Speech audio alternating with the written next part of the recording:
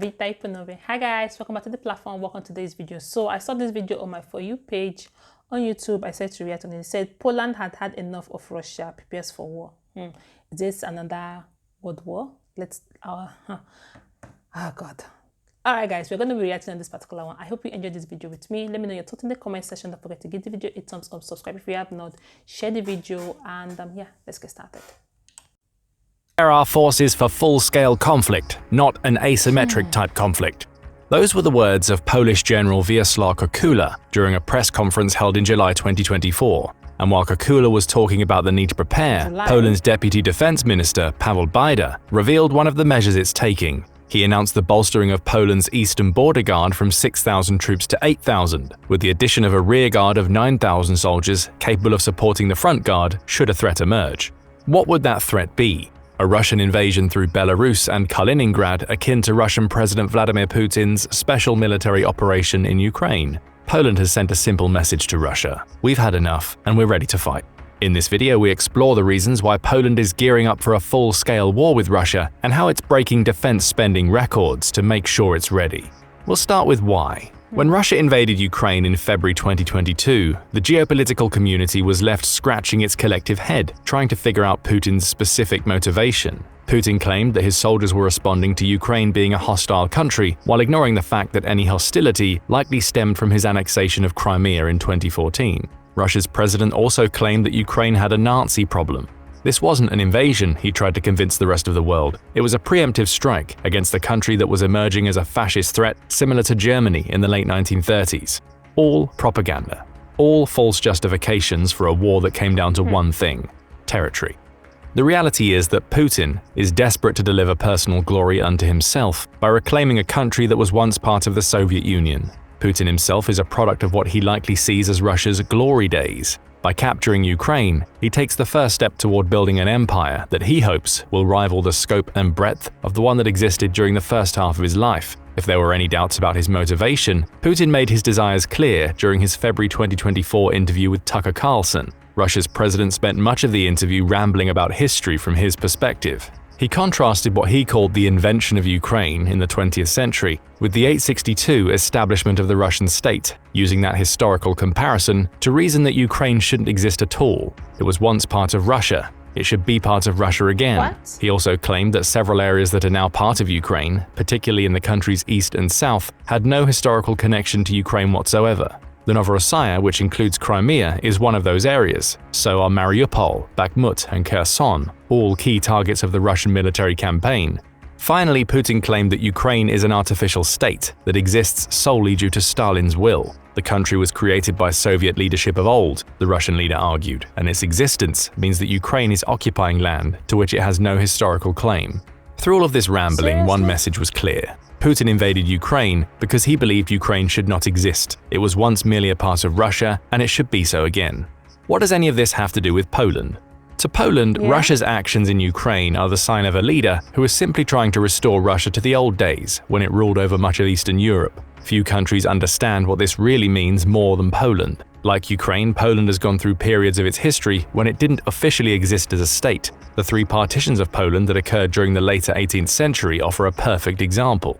In 1772, Russia, Austria, and Prussia signed a treaty that partitioned Poland between the three states. At the time, Poland had been devastated by civil war and was in no real position to defend itself. The country lost around 81,500 square miles of territory and about half its population to the treaty, with Russia receiving almost all of the land to the east of the Dnieper and Dvina rivers. A second partition in 1793 transferred much of western Ukraine and parts of Lithuania and Belarus to Russia, both of which were previously parts of Poland. And in 1795, Russia signed a third partition treaty with Prussia and Austria that divided the remaining Polish land, about 83,000 square miles, among the three countries. Poland ceased to exist for over a century after this point. The country was only restored to official statehood again in 1918, following the conclusion of World War I. By now you're already likely seeing parallels with Ukraine. While the stories are different, both countries' histories have seen them ruled by Russia at some point. Putin's proclivity for using distorted historical claims to justify his invasion of Ukraine could just as easily apply to Poland. After all, the country was largely Russian for decades. What's to say Putin wouldn't start a war with Poland, using that historical fact as justification, just as he did in Ukraine? And there's more. Like Ukraine, Poland fell under Soviet rule in the wake of World War II. The early years of this rule were marred by former Soviet leader Joseph Stalin's extensive purges. Between 1945 and 48, Stalin sent between 3 and 6 million Poles to concentration and forced labor camps, almost all being arrested and deported for supposedly harboring anti-communist sympathies. Poland's intelligentsia were driven away or killed in their thousands. By the end of these initial 3 years, nearly 1 million Poles were either dead or on their way to dying. Stalin only made the situation worse by forcing Poland's diminished armed forces into a civil war with the remains of the country's home army and underground non-communist resistance movements. And after all of this death and destruction, Stalin began the mass industrialization of Poland, with the state only regaining its independence when the Soviet Union fell. Again, we see parallels with Ukraine, at least in terms of Poland knowing exactly what it feels like to be under Soviet rule. To many in Poland, Putin's special military operation is one that he hopes to extend to other states. Nearly 50% of Poles said they believe a Russian attack on Poland is likely in February 2024, and the odds are those numbers are even higher today. So Poland has a strange type of kinship with Ukraine.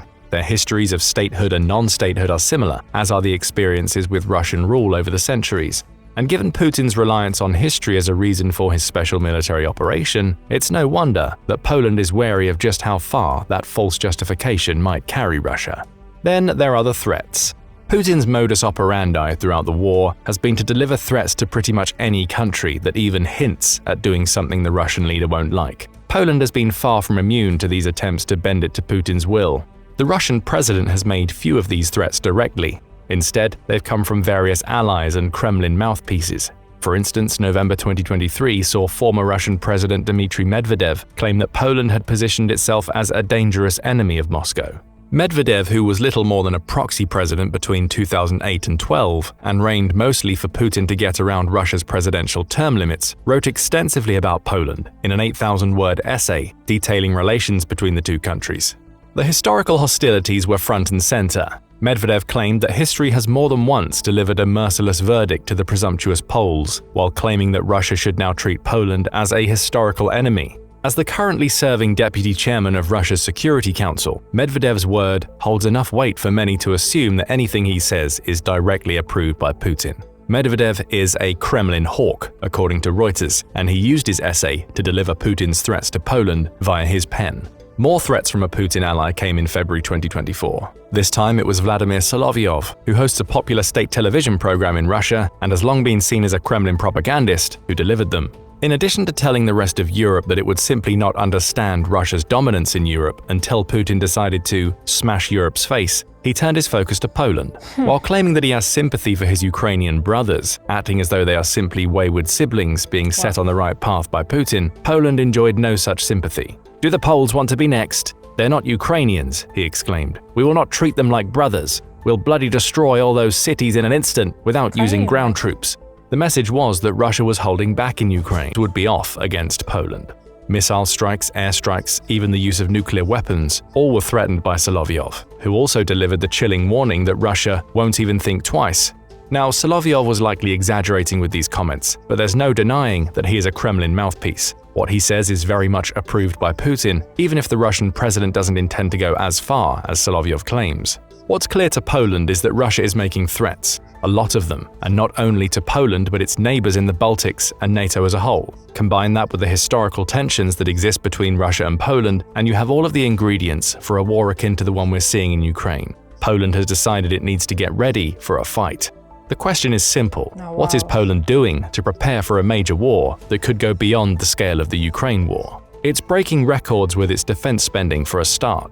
Toward the end of August 2024, Polish Prime Minister Donald Tusk announced his country's 2025 budget. That budget includes record-breaking defense spending that goes beyond the $40.57 billion Poland invested in its military in 2024. That year saw records broken in its own right, with 2025 going even further. Poland will spend $47.81 billion on defense next year. Tusk justified this spending by pointing towards the growth of Poland's defense industries and how this injection of cash would be positive for the country's economy. But it's very clear that preparing for war with Russia is high on the agenda. There's no turning back from it, Poland's prime minister claimed, with the increase meaning that Poland will spend 4.7% of its gross domestic product, or GDP, on its military in 2025. That also places Poland squarely on top of NATO's spending as a proportion of GDP, with Estonia and the US coming in joint second at 3.4%.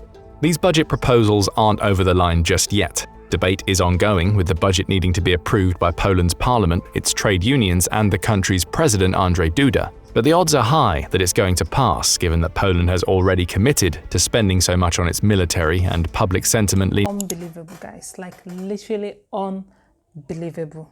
Okay, like, I don't understand why.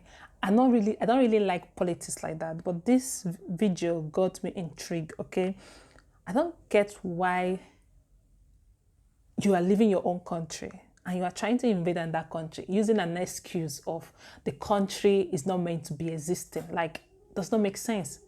Okay, for me, it does not make sense. If a country is meant to exist, it's meant to exist. So using Ukraine as a scapegoat, indirectly trying to harm another country, like,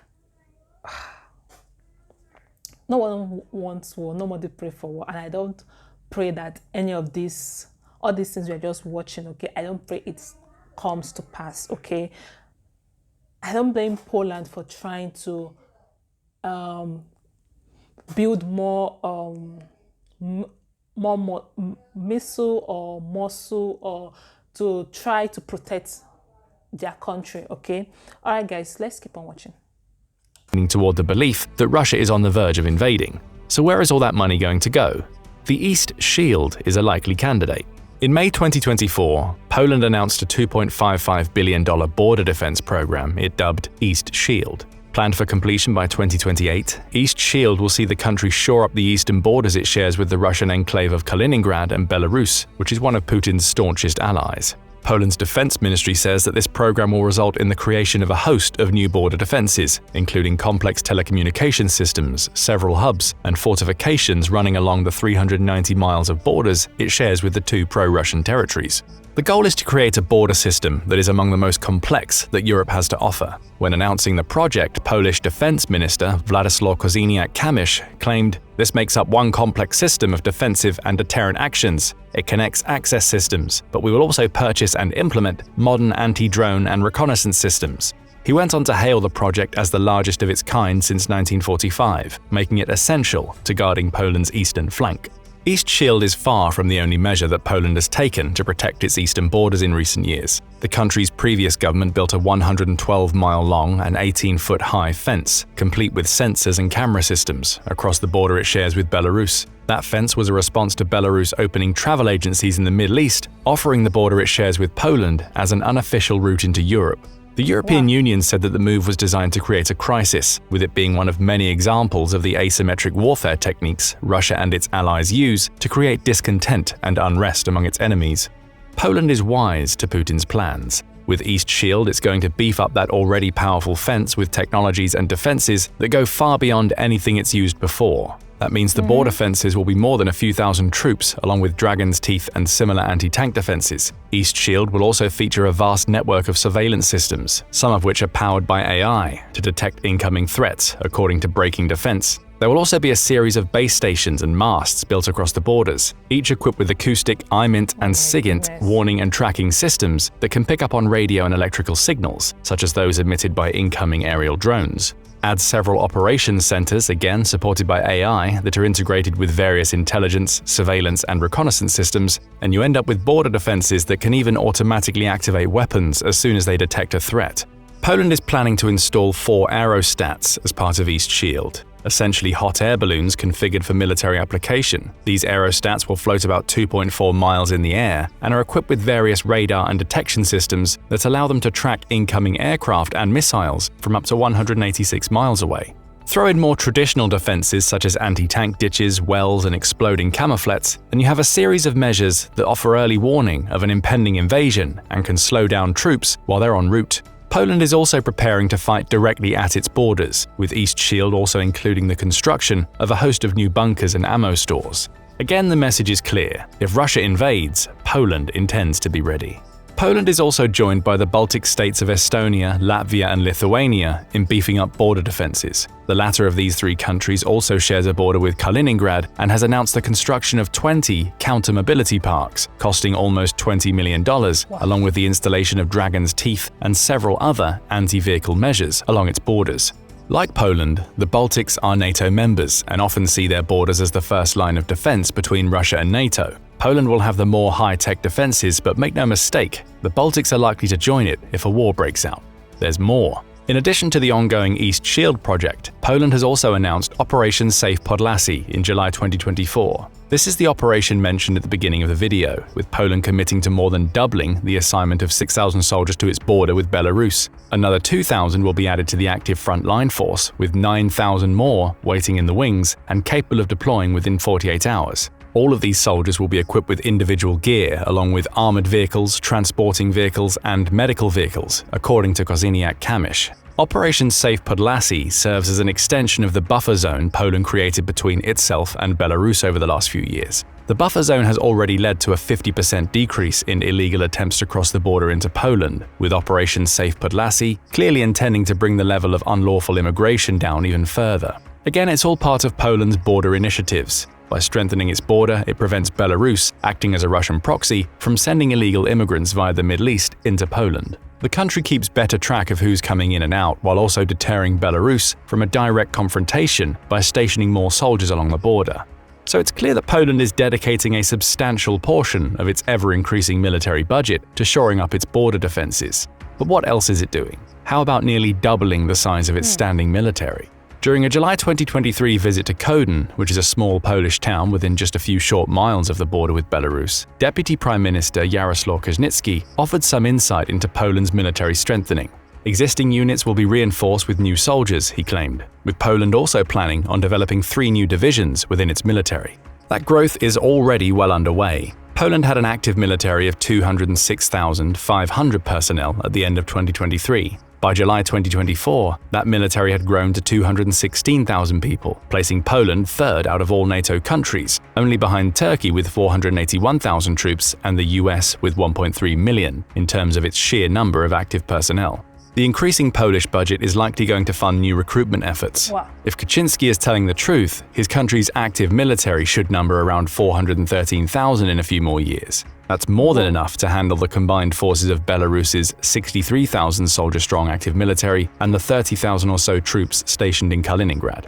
In the latter's case, Ukraine's Kursk invasion may play in Poland's favor, as Putin has been forced to divert soldiers from Kaliningrad to the emerging front line inside Russia. Let's say that despite Poland's efforts, Russian forces managed to break through the East Shield.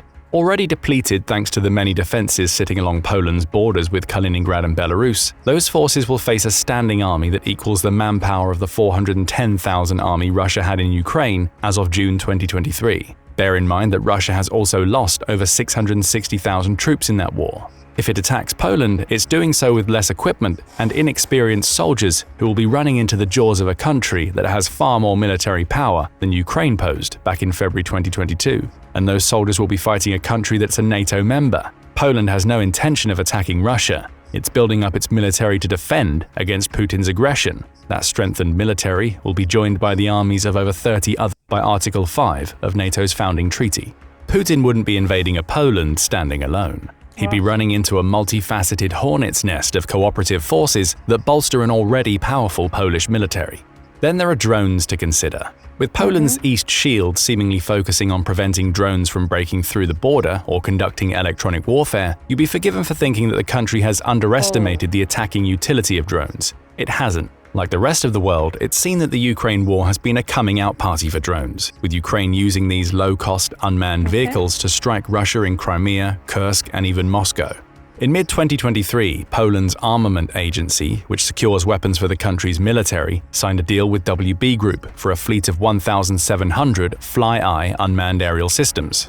These drones are built in Poland, with each Fly-Eye system featuring 4 aerial vehicles that come equipped with thermal imaging cameras and multiple sensors. They're ideal for surveillance in day or nighttime conditions and have been used by the Polish military since at least 2015. Though surveillance-focused, Poland could jerry-rig these drones with bombs, turning them into kamikaze weapons in much the same way that Ukraine has used many of its drones. Come April 2024, and Poland's National Ministry of Defense was also calling for the increased dronization of the country's military. Noting that these unmanned systems offer a host of advantages at a relatively low cost, a Ministry of Defense spokesperson said, "The ministry will intensify the dronization process of the Polish military in specific areas of their use: reconnaissance, combat, and support." Those plans are already underway, as seen with the FlyEye acquisitions and the purchase of Bayraktar drones from Turkey back in 2021. In September 2024, WB Group also made a case for the development of long-range strike drones during the 2024 MSPO Defense Industry Show. It also introduced its new Warmate 20, which supposedly has a range of several hundred miles, as well as the Warmate 50, which the company described as operational and capable of traveling even further than the Warmate 20. There's no denying that Poland falls behind Russia in the drone game. That's partially a consequence of Putin's special military operation. Russia has invested heavily in drones since Ukraine showed how effective these unmanned vehicles can be. Poland is playing catch-up, but with its record-breaking budget, it has the money to invest heavily into drones as it strengthens. This is a lot. I don't blame Poland for trying to defend the country. Okay, they say once bitten, twice shy. When you have literally gone through a lot, okay, like your country was totally wiped out from the map, you came back and you are not getting little indirect threats, okay, you're going to definitely buckle up and defend the country. Okay, so I don't blame them for spending a lot of money in terms of military personnel, in terms of the drones, in terms of everything that they are doing to touch up and to defend the country. Yes, this is a lot, like literally a lot to see and to hear. Its border and ups its active military numbers. All of this is in the name of preparation for Putin's forces. And that brings us to another area into which Poland has invested substantially over the last few years: heavy military equipment. When Putin invaded Ukraine in February 2022, he did so knowing that Ukraine didn't have a huge amount of heavy equipment that it could use to fend off Russia's forces. Russia had thousands more tanks, artillery systems, rocket launchers, and aerial assets. That equipment discrepancy is the main reason Russia made such quick advances during the early weeks of the invasion, getting within touching distance of taking Kyiv before brave Ukrainian resistance fighters started pushing them back. Were it not for the constant military aid that's flown into Ukraine in the years since that initial invasion attempt, the country would likely have crumbled under Russia's pressure. Poland has no intention of allowing Putin to launch an invasion similar to the one he attempted in Ukraine. It's bolstering the number of tanks, rockets, and howitzers it has available so it can hit Russia hard on the ground if it ever tries to cross over into Polish territory. Among the many purchases the Polish military has made over the last couple of years are 288 South Korean Chunmoo artillery rocket launchers. These multiple launch systems are vehicle-mounted and can be transported at speeds of up to 55.9 miles per hour. They're also versatile. Base units can hold up to 20 130mm K-33 unguided rockets, each having a range of around 18.5 miles. Wow. If Poland wants to pack more of a punch with its new missile systems, it can also use them to fire up to 6 227mm rockets for up to 27.9 miles, or a pair of 400mm guided rockets that can travel up to 248 miles. The Chunmoo can even fire a 600mm ballistic missile over a distance of 180 miles. These 288 rocket systems cost $5.8 billion, and they'll be worth every penny to Poland because of their range and multiple firing options. They're also just the start of Poland's military equipment spending. June 2022 also saw Poland buy 1,000 K2 tanks from South Korea, with the first 180 of those tanks arriving in Warsaw in December of the same year. Each is a modern main battle tank crewed by 3 people and equipped with a 120mm L55 smoothbore gun capable of rattling off 10 rounds per minute. Auto detection and tracking systems are built into the tank, along with thermal imaging systems and laser rangefinders. Add powerful explosive reactive armor, composite armor, and nuclear, biological, and chemical protection systems into the mix, and you get a tank that's far superior to most of the Soviet-era tanks Russia has fielded in Ukraine. Poland is even getting ready to manufacture these tanks in-house, with Kosniak Kamysz saying that South Korea is committed to provide all technical information as soon as possible so that Polish arms plants can prepare for the production of K2 tanks in Poland. More South Korean spending was confirmed in October 2024 when WB Group announced a newly signed contract with South Korean firm Hanwha Aerospace to build a missile production facility in Poland. This facility will be capable of manufacturing several thousand missiles for Poland's new Chunmoo rocket artillery launchers every year. Here we see signs of Poland making sure it doesn't get caught in the same trap as Ukraine. It's only now, over 2 years into the war with Russia, that Ukraine is getting to the point where it's capable of building its own drones and missiles. Poland wants to be able to do that from the moment that Russia invades. It's buying huge quantities of weapons in bulk and has clearly established solid relationships with South Korea's defense industry. But it's also putting the appropriate measures in place to ensure it can build more and ramp up production quickly if Putin invades. These purchases are just the tip of the iceberg that extends far below the metaphorical ocean's surface. August 2024 saw Poland buy 48 Patriot air defense missile batteries from the United States, giving it 6 battalions of these powerful weapons. Ukraine only has a handful of Patriots, but it's proven time and again that the missiles the system fires are exceptional at taking out aerial threats. Add 644 Patriot missiles to Poland's spending spree, and the country will be far better equipped to deal with Russia's aerial threat than Ukraine. And that's the point.